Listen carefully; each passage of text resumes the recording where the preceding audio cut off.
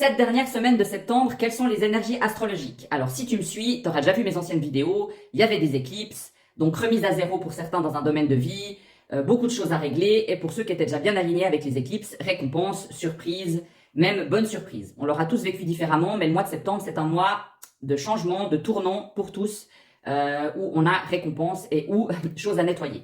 Maintenant, cette dernière semaine, elle n'est pas des moindres, parce qu'il y a encore des aspects, des points positifs et aussi des points de tension. Alors, on a Vénus qui est rentrée en Vierge.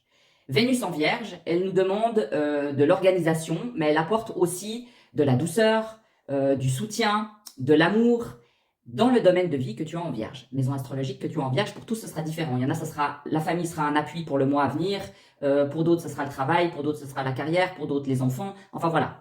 Donc, il faut aller repérer dans ton thème quelle maison astrologique que tu as en Vierge. Ça, c'est la maison de l'amour, du réconfort pour ce mois à venir et à partir de maintenant.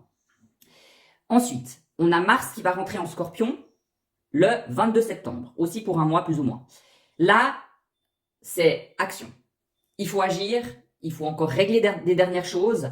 Regarde le domaine de vie que tu as en Scorpion, pareil, pour certains ça sera la santé, pour d'autres le travail, ça dépend de ton thème natal, hein, tu l'auras compris. Donc tu repères ce domaine de vie pour toi, et là tu agis dans le mois à venir. À savoir qu'il y a un point de tension, un point important qui a lieu le 24 septembre. Parce que ce Mars en Scorpion, il va former un aspect de tension avec Pluton qui se trouve en Verseau. Donc repère le domaine de vie que tu as en Verseau, la maison astrologique, et celle que tu as en Scorpion. Pluton c'est mourir pour renaître, Mars c'est l'action, donc il y a une action à mener entre le domaine que tu as en Scorpion et le domaine que tu as en Verseau. Je te donne un exemple. Tu aurais par exemple la maison 7 en Scorpion. Ton couple, contrat de mariage, contrat de travail, c'est ce que représente cette maison. Tu aurais la maison 11 en Verseau.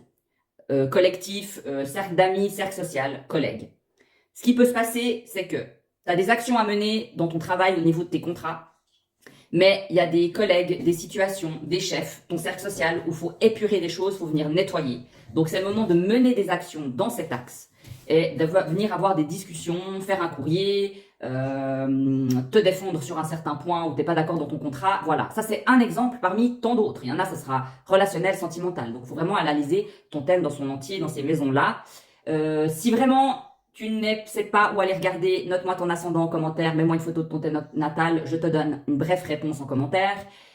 N'oublie pas de liker et de t'abonner. Je te dis à très vite pour les énergies du mois d'octobre. Merci et très bonne fin de mois de septembre à toi.